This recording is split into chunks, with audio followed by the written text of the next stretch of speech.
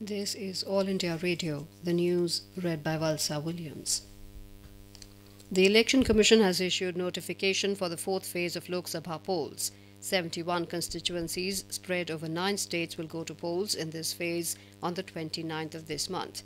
Last date for filing of nominations is the 9th of April. Scrutiny will be held the next day, and last date for withdrawal of nominations is the 12th of April. Meanwhile, campaigning has gained momentum for the first phase of Lok Sabha polls. Top leaders of various political parties are holding multiple rallies in different parts of the country. Prime Minister Narendra Modi has said the NDA government at the centre ensured welfare of Odias and launched development projects in the state.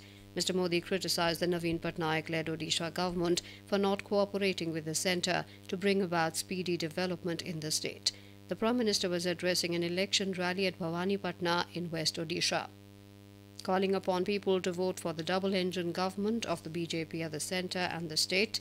Mr. Modi said Odisha should repeat the history created by Uttar Pradesh in 2017 and Tripura in 2018.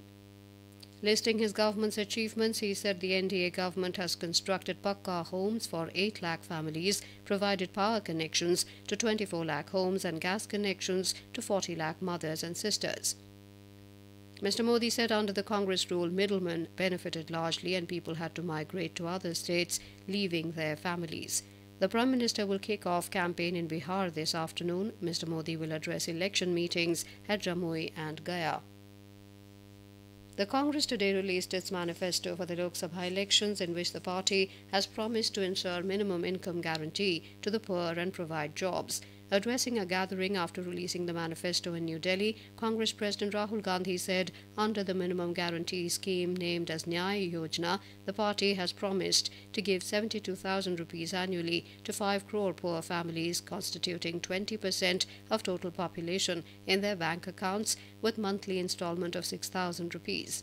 On the issues of employment, he said the party has promised to fill up 22 lakh vacant posts by March 2020 and provide employment to 10 lakh youth in Gram Panchayats.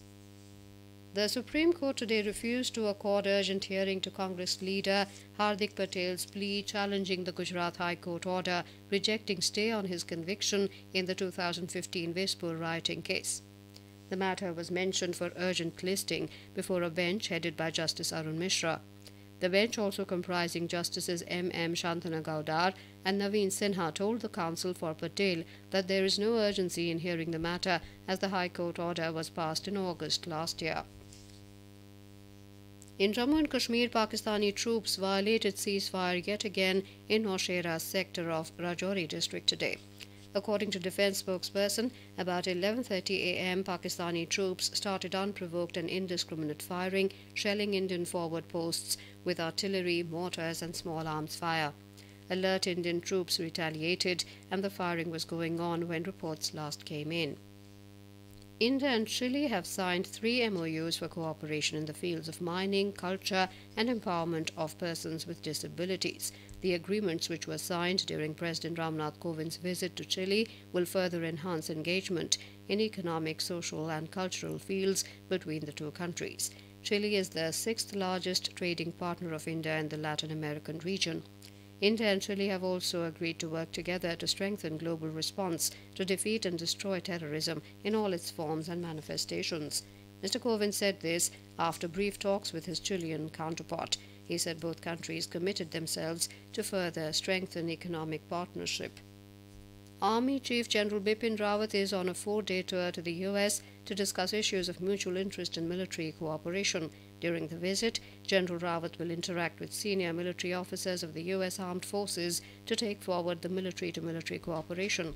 The Defense Ministry said in a release that the Army Chief will interact with General Joseph F. Dunford, Chairman of the Joint Chiefs of Staff, and General Mark A. Milley, Chief of Staff of the U.S. Army, to discuss military cooperation issues of mutual interest. His visit to the U.S. aims at giving impetus to the military ties and enhancing strategic engagements.